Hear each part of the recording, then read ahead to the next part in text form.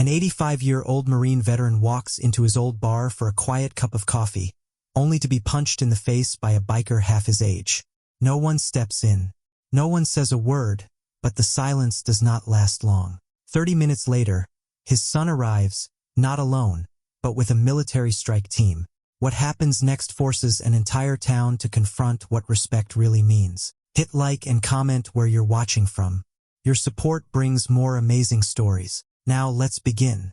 The jukebox played an old country tune, barely heard over the clinking of glasses and murmurs at Mel's Roadhouse, a roadside bar tucked off Highway 9. At a corner table sat 85-year-old Henry Hank Callahan, dressed in his neatly pressed denim shirt, black veteran's cap, and worn leather boots. Every Wednesday afternoon for the last 5 years, Hank had walked in with a quiet nod, sat in the same seat, ordered black coffee, and watched the world go by, just as he used to when he owned the place decades ago. Most people didn't know who Hank was.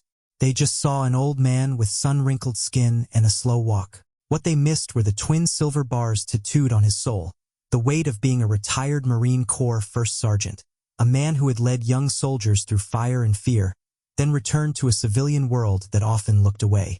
That afternoon, as Hank took his seat, 3 bikers pushed through the door with a burst of wind and loud laughter. They smelled of beer and exhaust, their leather vests heavy with patches no one had earned. One of them, tall, thick-armed with a permanent sneer, scanned the room and smirked when he spotted Hank. "Look at Grandpa Valor." The biker laughed, nudging his friend. "You still think you're a hero, huh?" Hank looked up slowly, met the man's gaze, and said nothing. His silence was firm, steady, unshaken. That only seemed to provoke the man more. "Hey, I'm talking to you," the biker growled, now towering over him. "You deaf or just dumb?" Still no reply. Hank just raised his coffee to his lips. The biker slapped the mug out of his hands. It shattered on the floor. The bar went dead quiet. Then came the punch. A hard, unexpected right hook caught Hank across the cheek, sending him sideways off the stool. Gasps filled the room, but no one moved. Not the bartender, not the patrons, not even the staff. On the floor, Hank slowly pushed himself up with one hand and reached into his coat with the other. Not for a weapon, but for a phone. His fingers trembled, not from fear, but age. He dialed one number, just one. Then he said calmly, "Son, it's me. I need you to come." Colonel Jacob Callahan was in the middle of a training debrief when his encrypted phone buzzed. One glance at the caller ID made his voice catch mid-sentence. His father never called during the day, never during duty hours. Without a word, Jacob excused himself from the room filled with junior officers and stepped into the hallway. He answered in stride. "Dad." The voice on the other end was calm, composed, too composed.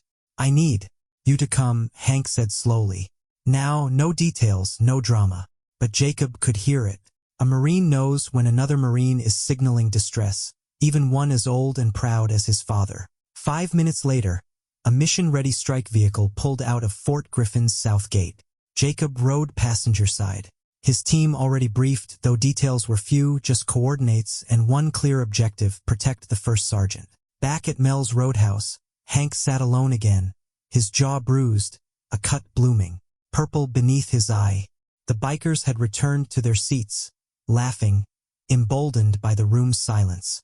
The bartender wiped the counter nervously, refusing to make eye contact. A waitress whispered near the kitchen door, but never came out. "Guess he's calling in the nursing home," one of the bikers chuckled.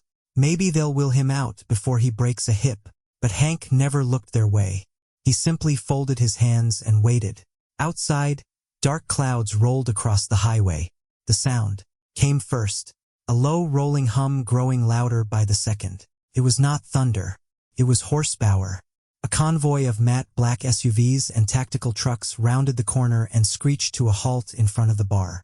Doors swung open in unison. From the lead vehicle stepped Colonel Jacob Callahan. Sharp jaw, steely eyes, camouflage fatigues clean as a blade. His insignia gleaming beneath the overcast sky. He moved like a man used to commanding respect. And behind him, 6 men followed, all in civilian gear, but unmistakably military. In posture and bearing. The entire bar turned to the door as it swung open. Jacob entered without a word, scanned the room, and locked eyes with his father. Hank nodded once. No need to explain. Jacob turned slowly toward the bar. His gaze fell on the bikers. "Which one?" he asked. His father pointed. "Just once." The biker, stocky, tattooed, arms crossed like steel cables, chuckled as Jacob approached. "You bring your fan club, Colonel?" he sneered. "What's the old man going to do now? Hide behind his kid?" Jacob stopped just short of him. "Stand up." The room went dead quiet again. No jukebox, no laughter, just tension, hanging like thick smoke. The biker stayed seated, smirking. "You got a badge or something?" Jacob took a slow breath, then reached into his vest, not for a weapon, but for a small black tablet. He tapped the screen once. A silent video began to play. Every eye in the bar could see the footage. Security cam front angle. Hank sipping coffee. The biker walking over. Words. The mug. Slapped to the floor. Then the punch. Clear and deliberate. The camera froze just as Hank hit the ground. No excuses now. No gray area. Just proof. "Still want to talk tough?" Jacob asked coldly. "You assaulted a decorated war hero unprovoked in front of witnesses. That's not just disrespect. That's a felony." The biker stood slower now. The arrogance in his face melted into something smaller, less sure. "I didn't know he was a Marine." Jacob cut in. "You didn't care." By now, Jacob's team had quietly surrounded the area. One by the door, one near the bartender, the rest forming a subtle perimeter. No guns drawn, but their presence radiated control. The bar manager finally spoke up from behind the counter. "Look, Colonel, let's not escalate." "No," Jacob snapped. "You escalated when you asked my father to leave instead of removing the man who hit him." The staff went pale. Hank, still seated, watched everything unfold with an unreadable expression. He had not asked for this, not for public spectacle or retaliation. He had simply done what any Marine does when outnumbered and outmatched. He called in backup. Outside, 2 sheriff cruisers pulled up, called in earlier by Jacob's second in command. The deputies entered, saw the video footage, and without a word placed the biker in cuffs. No resistance now, just a defeated man dragged out under the weight of his own ignorance. But Jacob was not finished. He turned back to the patrons. "All of you saw it. None of you stepped in. Not even a word. My father gave his life to protect this country. And today he sat on that floor alone." Shame spread across faces. He did not need saving. He needed witnesses with a spine. The silence in Mel's Roadhouse hung heavier than any storm. Jacob's words had cut deeper than fists ever could. No one moved. No one spoke. Even the pool table in the back sat abandoned, its game half played, the CQ ball resting in isolation like a symbol of the moral break that had just unfolded. Colonel Jacob Callahan turned away from the patrons, his jaw clenched tight with restraint. He walked back to his father, placed a steady hand on Hank's shoulder, and knelt beside him. "You good, old man?" Hank nodded, his eyes steady, took harder hits back in Nam. But it wasn't the punch that stung. It was the silence after. Jacob swallowed hard. He stood, then turned back to the bar manager. "We're not here to cause a scene," he said, his voice now calm but firm. "But this place just became a lesson in what happens when." "Dicen si discreetly." The bar manager lowered his gaze. "We didn't know what to do." "Standing up for what's right is not complicated," Jacob replied. "You just do it." Outside, more deputies had arrived, taking statements from patrons. The video was already being sent to the district attorney. The biker, now handcuffed and humiliated, sat in the back of a squad car, his bravado stripped clean. Inside, Hank stood slowly. His legs ached and his ribs reminded him of his age, but his posture remained dignified. He turned to the crowd. "I came here every week for coffee, not because I wanted to drink, but because this place used to feel like home." His voice was gravel, but carried the full weight of decades of service. "I wore the uniform for 30 years, watched brothers die, watched this country change.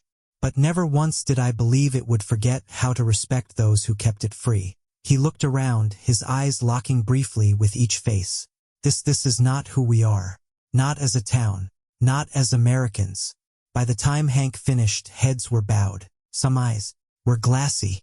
A man near the jukebox murmured, "I'm sorry, sir." Another added, "We failed you." Jacob stepped in. "Do not apologize to us. Do better next time. That is how you honor men like him." From that moment on, everything shifted. 2 weeks later, Mel's Roadhouse looked different. Gone were the dusty military signs used only as decor. In their place, real honor had taken root. At the bar's center now stood a glass case, a folded American flag inside, flanked by Hank Callahan's photograph in uniform, and a brass plaque that read, "In honor of those who stood when others would not. Sergeant First Class Hank Callahan, USMC, retired, defender of freedom, reminder of dignity." It had been donated by local veterans who rallied around the incident like a call to arms.